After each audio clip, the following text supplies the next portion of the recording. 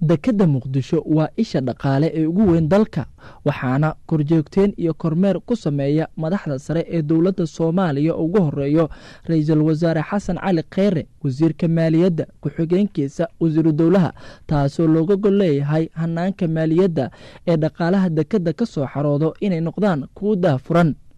waxaa iminka ka shaqeeya hanaanka canshuur ilaalinta ciidanka hoggaanka ilaalinta ee canshuuraha booliiska Soomaaliyeed oo korjoogteen ku sameeyo hanaanka loo qaado canshuuraha wasaaradda maaliyadda ee dowladda Soomaaliya wasaaradda maaliyadda iyo ciidanka booliiska gaar ahaan hoggaanka ilaalinta canshuuraha waxaa ka dhaxeeya shaqo aad u ballaaran waxay tahay wasaaradda maaliyaddu waxa waaye qaranka Soomaaliya wasaaradda u qaabilsan dakhli oo dhan inay ayadu soo ururiso isla markaasna tasarrufto oo ay ayadu haddana baahiyada qaranku qabay u qaybiso wasaaradda kaliya qaabilsan mar hadday saas tahay booliisku marka la soo ururinayo haddaan ka gudbo dekadda kaliya wasaaraddu waxay leedahay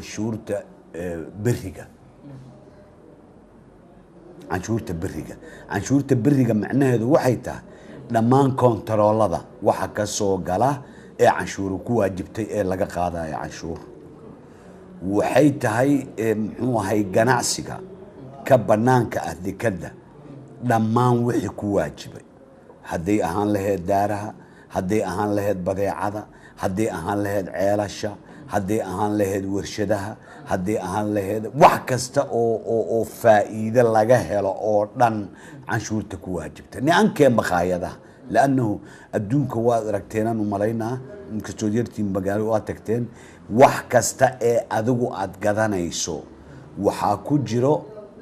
fiigii dowladdu ku lahayd waa ku qoran yahay adiga lacagta laga qaadayo maqaayada buleetada yartaa lagu siinayo waxa ku qoran canshuurti lagu lahay oo ku waajibtay meeshaas looga jaraya mid anaga aan haynay waa mid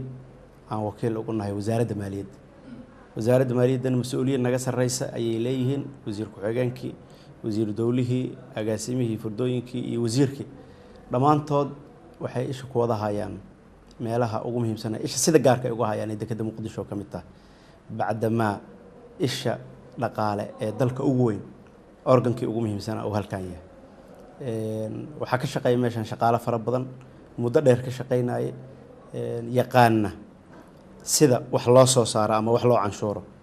yaqaana sida looga ilaaliyo inaysan magaalada u gudbin waxyaabaha bulshada u keeni kara dhibaatooyinka kastamka kaliya macnaheeda maaha inuu lacag aruuriyo kaliya maaha wuxuu ilaaliyaa inaysan caasimadda u gudbin wax dhacay maxaa yeelay shaqaalaha way arkayaan way jeexayaan way fiirinayaan waxay hubinayaan wax walba oo dekedan ka soo degay ee u gudbaya ummadda intaa la eg muxuu ahaa mas'uulka aan taasna waxaan u sameynaa shaqooyinka way kala qaybsantaa waxay fiirinaysaa badeecada qofka uu wato magaciisa iyo shay walba qiimaha uu leeyahay qiimaha ma ahan qiimo qof uu gaari karo waa qiimo diyaarsan horey looga shaqeeyay systematic ah computerka ku jiro oo wasaaradda ay dejisay oo baarlamaankeena iyo qaranka oo dhan uu ogyahay qofka Soomaaliyeed waxa dawladda ay noo sheegtay in shay walba looga qaado waxaan ahayn lagama qaadi karo qayb walba sida u shaqeynaysa inaan ogaado tayada shaqada inaan ogaado ganacsatada sida loola dhaqmo iyo hawlahooda inaan ogaado booliiska canshuuraha ilaaliya qaabka ay iyaguna wasaaradda ula shaqeeyeen ama ula shaqeeyaan inaan si gaar ah u ogaado si deep leh waliba si hoose aan usii ogaado runtii meel aan tegin ma lahayn geedahan konteynerada la yiraahdo aan dul istaagay qaabka looga shaqeeyo shaqaalaha jooga meesha waanu wada wareystay dhammaantooda ha ahaato kuwa canshuurta qaada kuwa qiimeeya kuwa fasaxa kuwa controla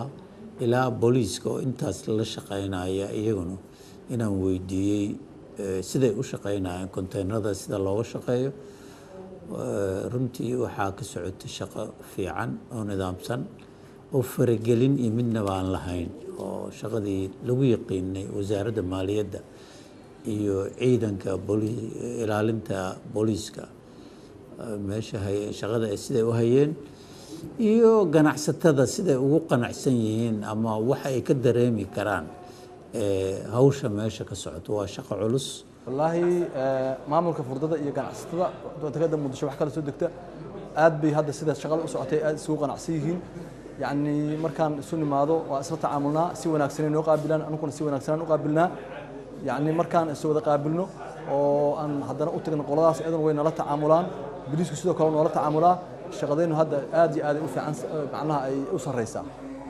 maamulku laba maado waa maraa lacag bixinta maamulka xigeenka cid kale inta baan ay martaa maamulka guudna waxyaalaha dhibaatada oo marka ganacsatada ku yimaada dib loogu celiyaa inta badan ataga xalliya si wanaagsan oo Soomaalinimo oo dadnimo ah oo nolol shaqeeya wax dhiba inta badan nama dhaxmaraan annaguna qaabkan u shaqeynaa aad aan ugu faraxsanahay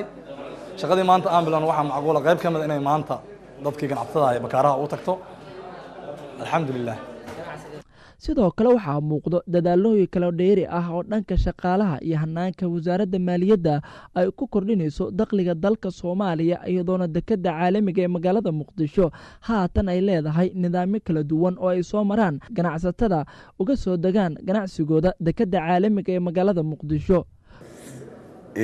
faa'iido wax la yiraahdaa jiro ganacsigan qofkan uu ganacsaday ama transministraal ha noqoto ama waqti kale ha noqotee waxay noqonaysaa in muxuu ahay lagula xisaabtamo wixii dawladdu marka faa'iidadii qofkaas soo gashay oo ku lahayd waa laga qaadaya halkaasaan uga shaqeynaa waxaa ku jira socodka gaadiidka ayaa ku jira baabuurtu bannaankay maraysaa waxaa looga baahan yahay 3 biloodba mar ayaa transministraal la yiraahdaa laga qaadaa taas waxaa loogu talagalay inaan waxba lumin waxba inaysan lumin oo hantida dawladdu sidii loogu talagashay ay u gasho maadaama dadkii laga qaaday inay u gasho